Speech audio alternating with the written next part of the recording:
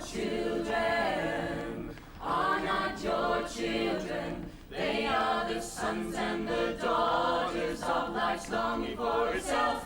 They come through you. On a secret midnight visit in the 80s, an old boy wanders to the wreckage of his former school. They belong not to you. Places he'll remember as if it were yesterday. The royal walkabout captured in a home movie. They have their own thoughts. You can house their bodies, but not their souls. For their souls dwell in a place of tomorrow, which you cannot visit, not even in your dreams. You can strive to be like them, but you cannot make them just like you. Strive to be like them, but you cannot make them just like you. Last time I was here, I was little. I was sort of down here, and it all looked much bigger. All millions of kids all buzzing around, and prefects and masters in gowns and things. Remember me and George coming in here with the guitars. I think I stood on a desk and did Tutti Frutti. Oh, wouldn't hold me now. Oh, yes, it would.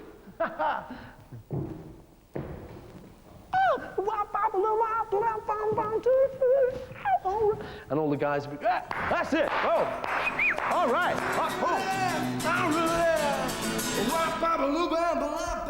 Boom. Ow!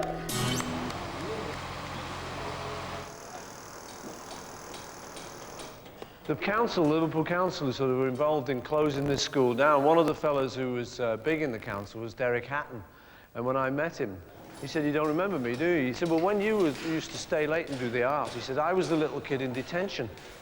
So this fellow who'd closed down this school was really just a little kid over here in the short pants in detention."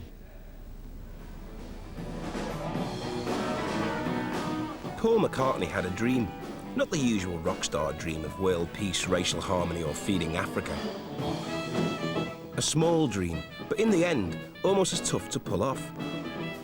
A state-of-the-art college where you can study for a degree in showbiz. But in cynical cash-strapped Britain, it took 10 long years and £15 million to open LIPA, the Liverpool Institute for Performing Arts.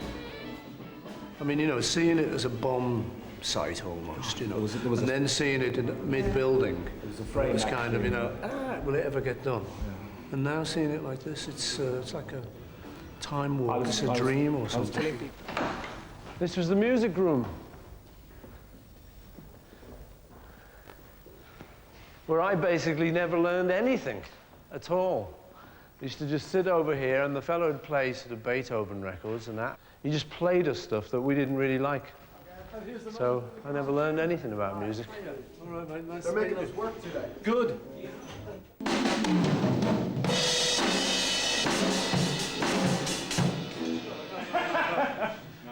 Well, I must go. Yeah, thanks. And the view of the cathedral? Yeah. Lovely skylight. Aren't they? Yeah. We put one or two more in. It's beautiful. The whole place is gorgeous. Oh. Lovely. Done a great job. Well, I'm glad. Thanks very much. Right? Yeah, you could do anything here. Even make a record. We could actually. I think an album. Yeah, 3 years of crazy gang show fun for those lucky enough to get in.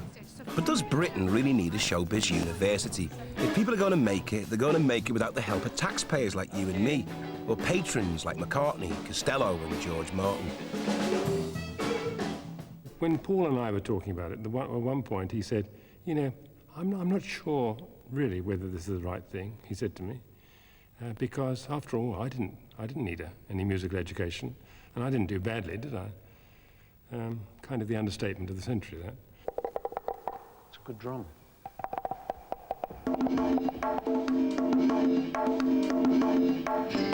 Yeah, that's great. We met people in the pop music industry in this country who said, well, that defeats the whole purpose of it. You know, if you're trying to train pop musicians, you cannot create a kind of a radical, somebody who's going to break all the rules within a structure of an institution.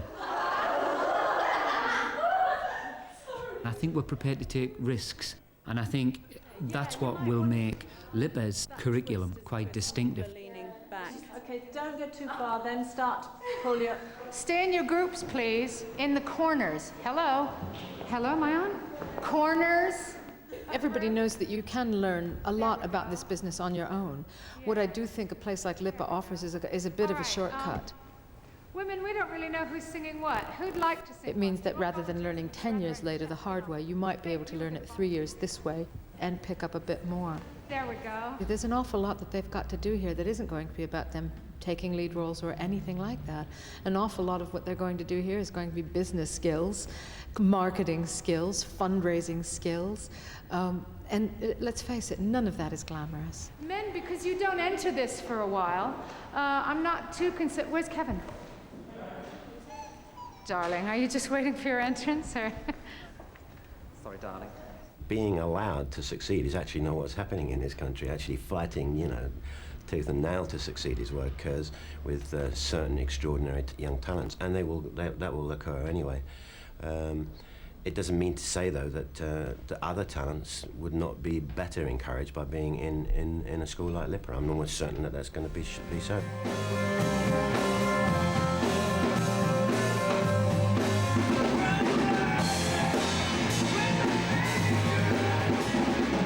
The last thing, God forbid, that I want to do is to take that rebelliousness out of people. That rebellion quite often looks for something to kick against. We are going to be looking for the same things to kick against as the students. We're not saying this is how it has to be done. That's going to kill you. Is that too high for you? Or is it? It's a bit too high. Now. It's too early in the morning to do that. Everybody remembers that shot in the Fame movie where they're in the canteen and they end up dancing on the taxis. And that's been a kind of shorthand image for people of what the exciting part, if you like, of a performing arts school could be.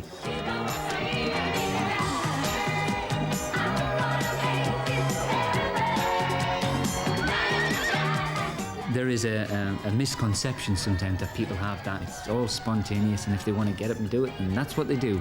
So, if you like, that's the misconception that's bred out of that image. It's not Alan Parker's fault. He was making an exciting movie.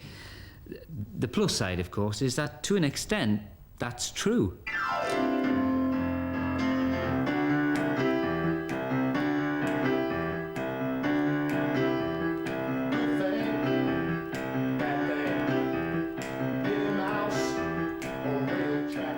A little bit of dancing on the roof of a taxi never did anyone any harm. But for all the students, there are tough trade-offs to be made. The road to LIPA has been a long and winding one. Dallas. Dallas? Pittsburgh, PA. Pittsburgh, PA. New York City. New York City. Kansas City. Kansas City. Atlanta. Atlanta. Chicago. And LA.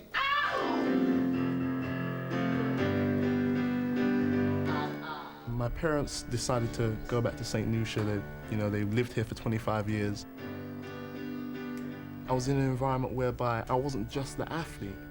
In England, I was more the sprinter, the basketball player, the footballer, but I didn't really have a mind. The mind was not really challenged. But when I actually went over there and everyone in the school was black and all my lecturers black, and on top of that not just them being black, but saying you can do it and you're going to do it, it was a situation that had to work. I came back as an engineer, but it wasn't a definite thing that, yes, I want to become an engineer and, be like Edson, because I knew that engineering wasn't really me. I enjoyed it, I learned a lot, but I knew that it didn't have a passion. After all the jacks are in their boxes, and the clowns have all gone to bed, you can hear happiness staggering on down the street. Has the cappuccino? I think the guy behind you. You can't make your reputation any worse than it is. I've not got bad reputation. If people think that we're snotty kids that suddenly just got into school because we got rich parents, I think they're totally wrong. I've been working on the street, on the road. I've been doing club shows the last 10 years, traveling all over Norway. And Norway is a really long country, folks. It's cold up there. It's the same way with me. It's like you had to be damn good to get into school, and you had to pay your dues, and you had to go out there and know how hard it is to want to go to LIPA and know I need some edge on the situation. Musically, it's like I don't know how to read music, I don't know how to write music, I barely know what I'm doing on the guitar, but I've played for 13 years. He's the same way. But it's like I'll come here and I'll learn all the rules that I'm breaking. I'm not going to all of a sudden do everything by the rules, and there isn't going to be a LIPA student, a certain sound. Everybody makes LIPA what they want it to be.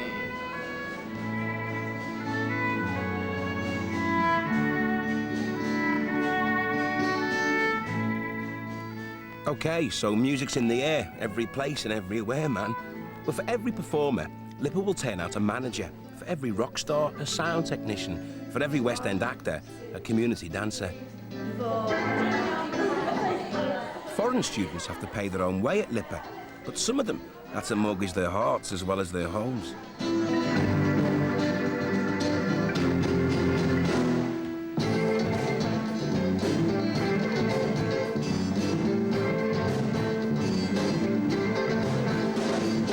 I worked upstairs over a John Lennon Imagine gallery, and I worked in a store that sold Beatles stuff, which was just hilarious, because then I walk in and tell them, I'm moving to Liverpool to study music at a school that Paul McCartney opened.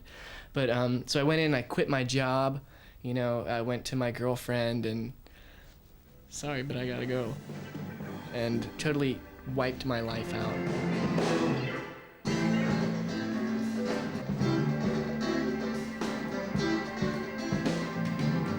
It's a school of loners. It's 200 loners crossing paths in Liverpool, and it's funny.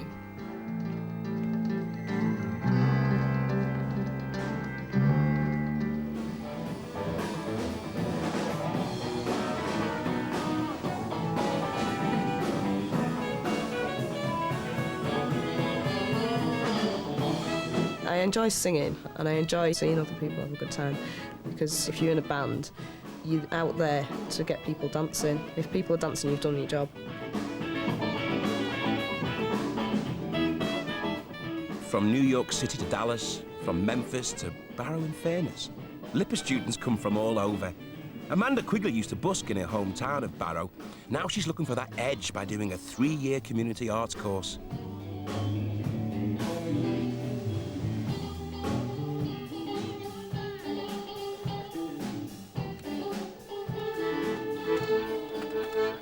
When I was about 13, 14, Welfare State International started do-it-yourself theatre workshops in Barrow for 10 weeks.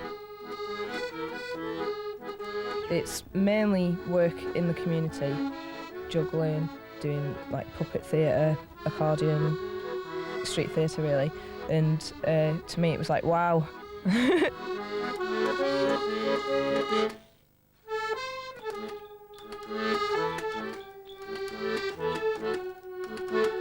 I was absolutely obsessed with the accordion for about 2 years. You know, I'd come home from school and just play it constantly all night. I do love it. It's great for like on the street if you go out busking, you can accompany yourself, or it's great for, you know, French and Parisian cafe type tunes.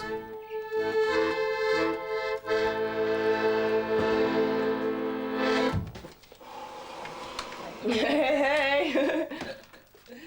My mother went crazy about it, and my mum bought one, and then my dad bought one, and then my brother decided he wanted my mum's old one. So at one point there was 4 accordions in the house all being played, and my head just went on it really, and so that's why I stopped playing, because it was just too much.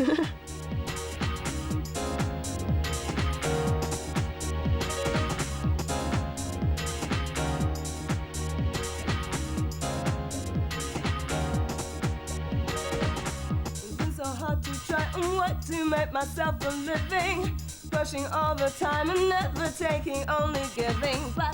I've always been involved with dance. I love dancing, and that's why I love music, I think, because I love dancing. Yeah, you're the one boy. Yeah, you are the one boy. Oh boy, you work me. Amanda thought her big break had come in 1993. In the teeth of fierce international competition, she won a place at the prestigious Laban Dance Centre. It was a false dawn. It was wee, oh, I'm there. I've wanted this all my life. And then to find out that the only funding she could get was about a quarter of it, wasn't it? Dreadful. She was over the moon with it, leaping for joy. You know, then she found out how much it was going to cost. The letdown was when we found out how much it was and we couldn't afford to do it, like. 7,000. It's a lot of money for a year, like. We felt heartbroken for her, really heartbroken, because she was so excited when she got in, and then to be told there was no funding. We could have cried. Ray was out of work, which was devastating. There was no chance. Could have robbed a bank, I suppose. No. I suppose we could have remortgaged the house, but to do that we would put ourselves in a position that we might lose our home. It's not worth it. And no, even though we love her very much, we couldn't do that at this time. Could we? It's not worth it. No. Plugged into the student grant system, LIPA offered Amanda what other colleges couldn't, a chance. LIPA represented to me a chance to do music, a bit of drama, which I haven't really done before.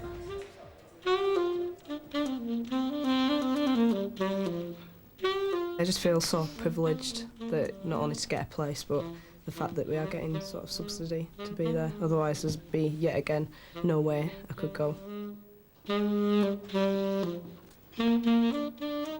It is an open door to people in my position, you know, working class, not with the rich parents or, you know, parents that have like a well-paid job.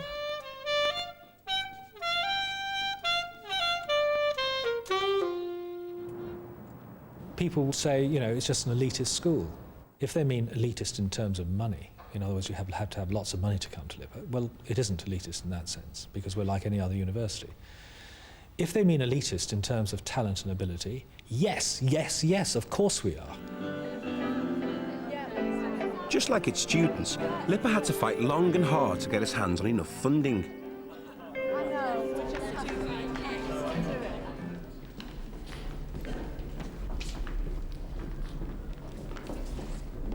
Remember, when we were right back at the beginning, we were only selling a dream. How do you make the dream become a reality? Luckily, Liverpool at that time put in for and won something called Liverpool City Challenge Scheme. And Liverpool won a pot of £35 million, and Paul put his name to that bid. And they essentially said to us, OK, we are earmarking £3.4 million for this project, but you have got to match that. And I'll have to be a bit careful here, because at some point in the future, you know, we can tell the full story, but not everyone has behaved as they should when they should have. And it's been quite helpful having Paul there in the background, who we can call upon from time to time to remind people what their commitment to this project was and what we expect them to do.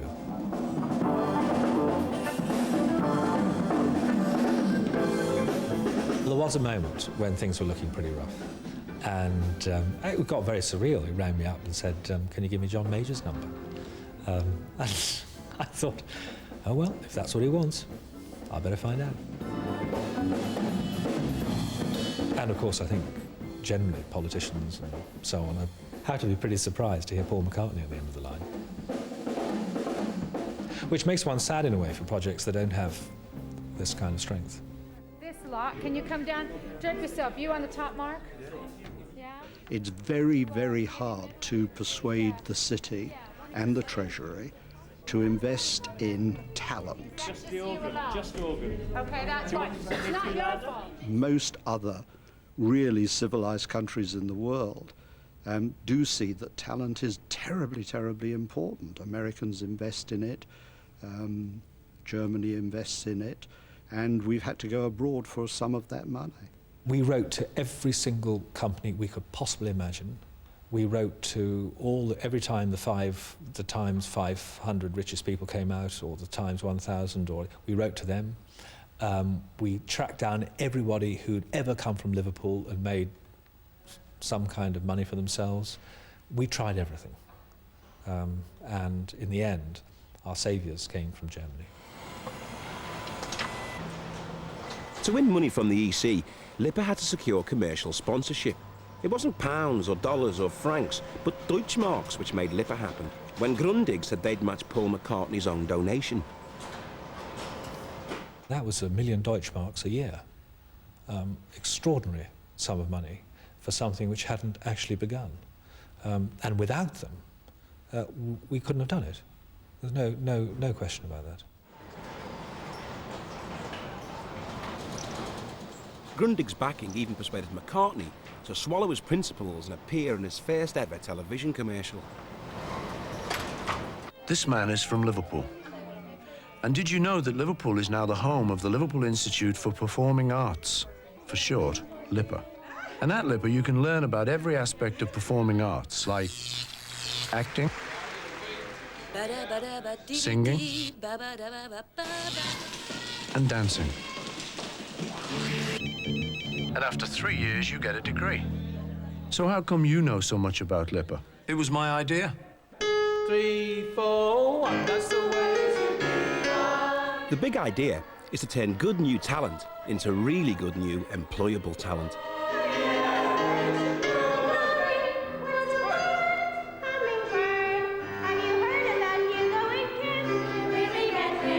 That's fine, that'll work. The musical is still a huge growth industry for the British live stage, and that means that people are expecting actors more and more. Of course, if you can come on for a season and you're a great straight actor and you can also do the musical, well, you know, so much the better. It's competitive out there, and if you've got an edge in more than one area, then that increases your chances.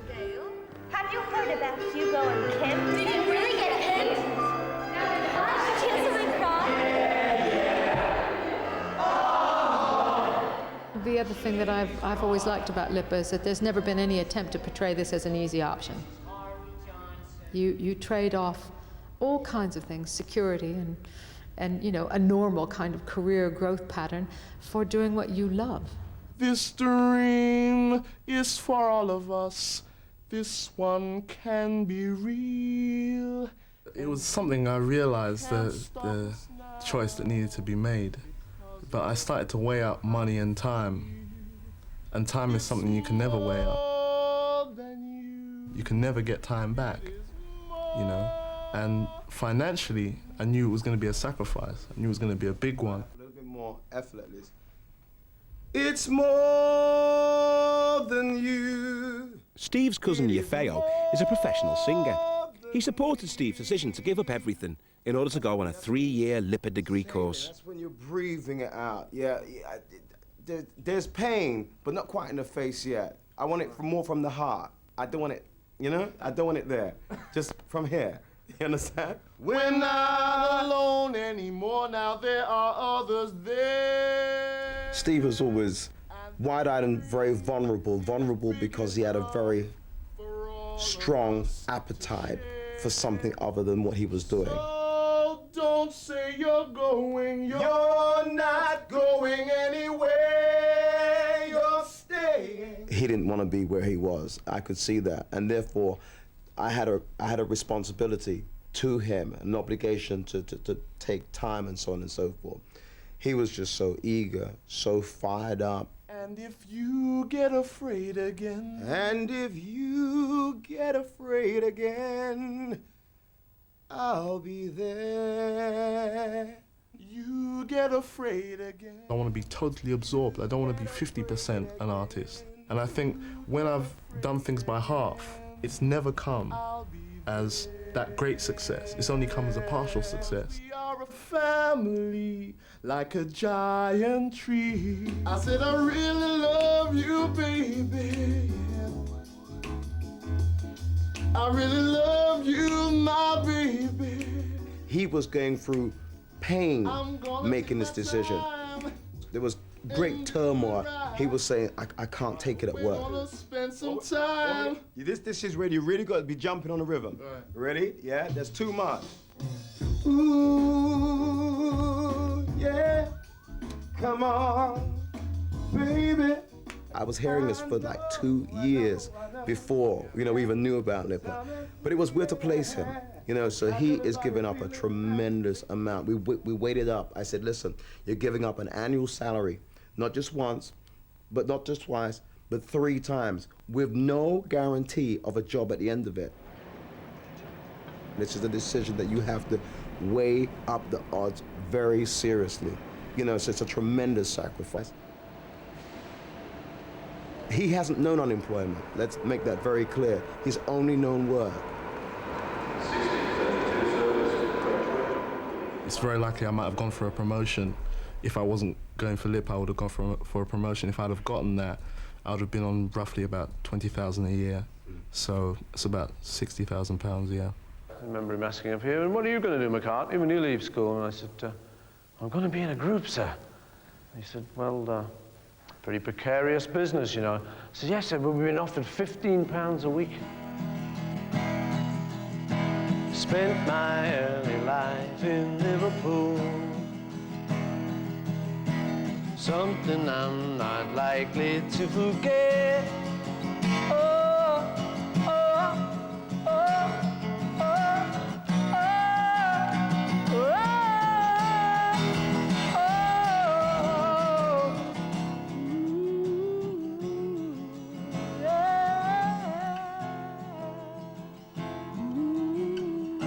So, 10 years on, the moment every pupil dreads, the founder's speech.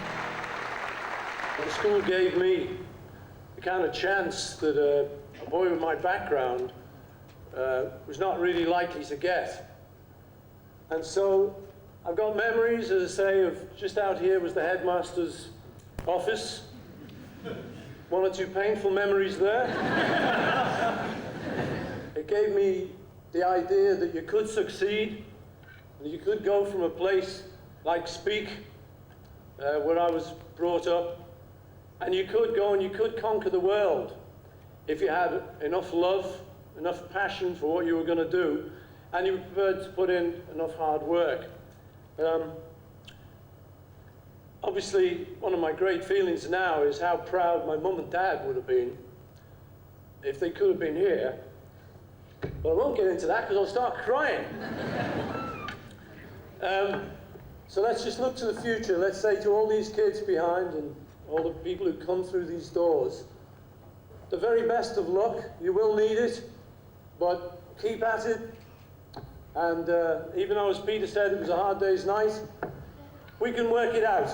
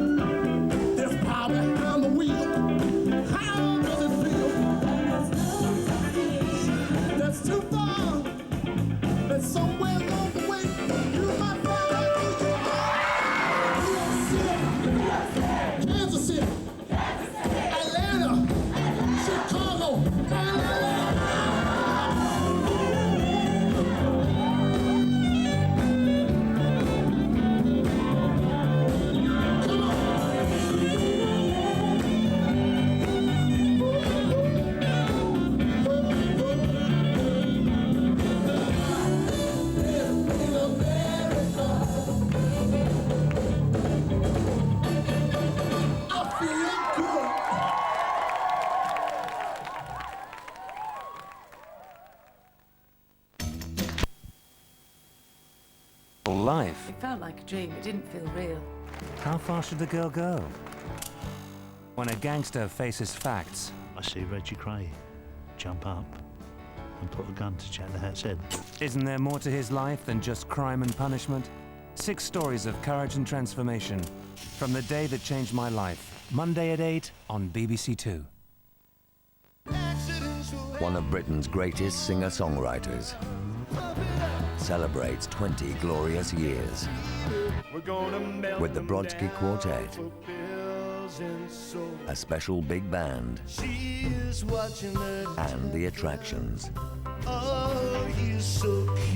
Later presents Elvis Costello in concert, tomorrow at 8 on BBC Two.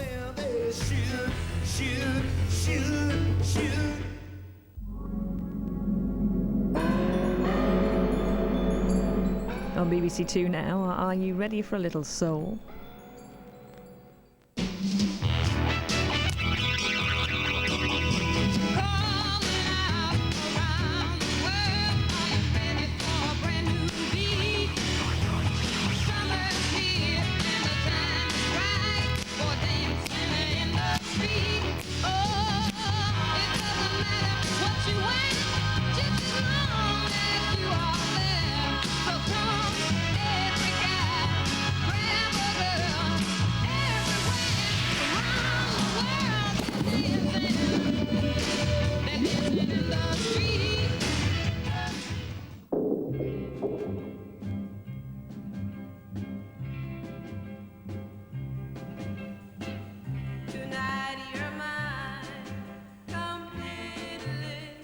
In the early 1960s, black groups like the Shirelles had great success with their carefully crafted studio sound.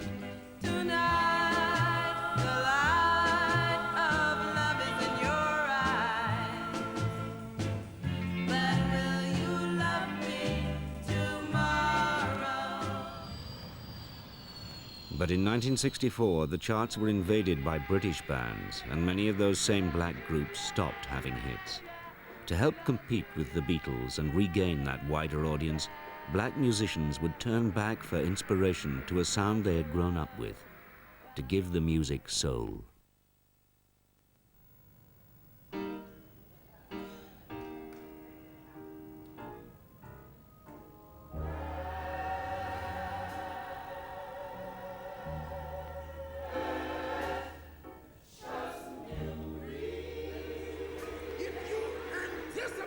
Failure, believe me, you're gonna fail.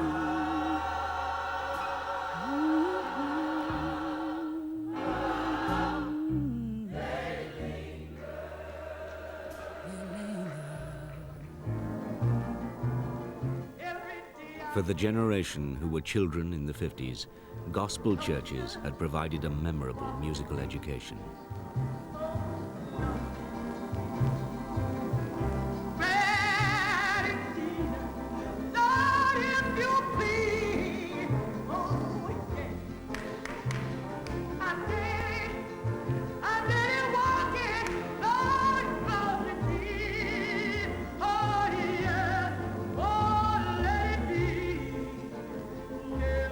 It's a sound, it's a feeling. It's a different type of feeling that comes forth from people who have been singers in the church. Ray Charles had already shown how gospel-influenced music could be made to work commercially. His 1954 recording, I Got a Woman, had broken new ground as a celebration of music from the church, but with very secular lyrics. That's because I got a woman way over town, good to me. Yes, I have. I got a woman way over town, good to me. I know she give me money, I'm in need. We did I Got a Woman. That's where it all started from. Because a lot of people said, oh, that's a religious song, and you just change the words around and this and that. So, and so you're being sacrilegious and you're being this and you're being that and you know. And my answer to that was, at this point, since I've given up trying to sound like Nat Cole, I'm gonna be what I am, and I don't give a damn who like it and who don't. Tell me what I say. Tell me what I say. Oh, what I say. Tell me what I say. Tell me what I say. Oh, lead singer of well-known religious group the Soul Stirrers had also decided it was time to cross over to stardom. In 1956, gospel idol Sam Cooke went solo. Send me, I know you. Send me, I know you. Send me, honest you do. None of them liked the idea. Sam Cooke, who was one of their idols when he was with the Soul Stirrers, singing pop music. I mean, like my grandmother and her friends and the whole neighborhood was like, I remember hearing conversations how bad they thought that was, because the young people thought it was great. At first I thought it was infatuation. You Send Me was a crossover sensation, reaching #1 and selling nearly 2 million copies. Cooke's artistic and commercial success in turn inspired a young ex-soldier from Detroit. Coming from his gospel roots, it was like a surprise. It was like the first real person that I knew that just went from gospel to popular music and stuff. But he was one of the favorites of everybody. You Send Me was just a major smash, and I had long enjoyed simplicity, enjoyed pureness and stuff like that, and he was that. He was pure, he was simple, and great.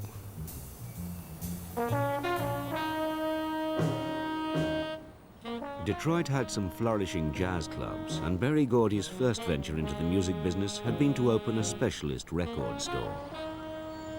In my neighborhood, jazz was not popular at all, but it had been very much a part of my life before I went into the Army and all that, and I was really into it. So when I came out, first thing I wanted to do was go into business and open up a jazz record store, which is what I did. But the people in my neighborhood, they had other ideas. I mean, they wanted Muddy Waters and B.B. King and Fats Domino. I stocked up in blues records, and people came back to buy it, and but it was too late. It was too late to save my store, but it was not too late for me to realize the emotions of people and the simplicity that they loved to hear, and which was always in me all the time. After the failure of his record store, Gordy worked on a Ford assembly line during the day and, influenced by Sam Cooke, started to write songs by night. Only teardrops. Come on, come on. Gordy struck lucky when Jackie Wilson, Detroit's hottest singer, had a hit with a song written by Gordy and a friend of his, Billy Davis. It was very important to make sure it had crossover potential. It had to have a sound that wasn't threatening to the general audience or the pop disc jockeys or the program directors. Threatening anything that was too funky, too bluesy was a little bit threatening. No, that's not for our audience. This would be the spill that you would get.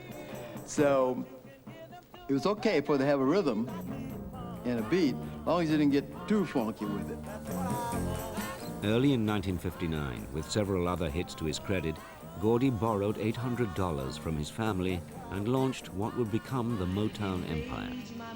Within a year, Hitsville, USA was home to the #2 song in the charts, Smokey Robinson and the Miracles' Shop Around. And then she said, just because you become a young man now, there's still some things that you don't understand now. Before you ask some girl for a hand now, keep your freedom for as long as you can now. My mama told me, you better shop around. Oh yeah, you better shop around. Shop around. It was on the market playing in Detroit on the radio stations. Berry Gordy decided that the rhythm was not, the beat was not proper. He just needed a little bit of a change. He called us about 3 o'clock in the morning and said, I want all you guys to come back to the studio. Smokey got up and got the rest of the group over to the studio, And we did it, and he said, well, what's wrong? He still didn't know what's wrong with it. I said, the tempo is too slow. He said, but we all liked it before. And I said, I don't care about before, but it's just too slow. We've got to perk it up. The piano player didn't show up, and so I ended up playing the piano, and it turned out to be our first million seller. You better shop around. The Marvelous Marvelettes. Oh yes, wait a minute, Mr. Postman. Wait, hey, Mr. Postman. Mr. Postman, look and see. Oh yeah. Motown's first #1 record came from another local group fresh from high school. But since many stores would still not display records that showed black faces, the Marvelettes' first album featured a cartoon mailbox. For talent like the Marvelettes, Gordy drew on the tough projects housing estates of Detroit's South Side. He soon had an impressive array of young gospel-trained singers eager to get a break and join the Motown family. Well, you know he treats me bad. One of his first stars was Mary Wells. As a 17-year-old, she'd walked into an open audition hoping to sell a song and was quickly signed up by Gordy, who backed her with a young male group called the Temptations. I love him so. Do you love me? I can really move. Now, do you love The Contours would have one big hit, but they were too rough around the edges to ever fully meet Gordy's crossover requirements.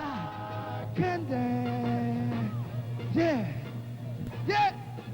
Watch me now. Hey, work. Woo! I'm working out, baby. Well, now. Marvin Gaye was the son of a Pentecostal minister. In his early days at Motown, he worked as a session drummer. Then in 1961, he married Gordy's sister, Anna, and was offered a solo recording contract.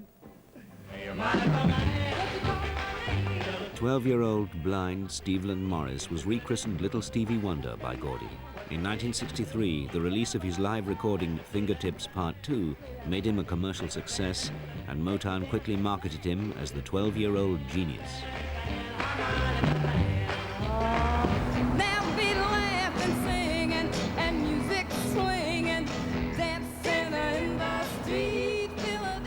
Motown's production line of hits was modeled on the car assembly plants its boss had worked on. Can't forget the Motor City. All we need is music. Berry Gordy controlled every step of the process, from selection of the artist to their choice of song and the publishing rights. This meant that the organization was strong enough to withstand the Beatles when they came in 1964. Even a former company secretary had a record in the charts. It's amazing how fast Motown grew. I was only a secretary there for 9 months. But at the end of that 9 months, everybody was famous. Everybody had a record out, and I never looked back. I gave my job to 3 girls from Secretarial College. Gordy knew, however, that the key for Motown's long-term success was to build up a strong songwriting team.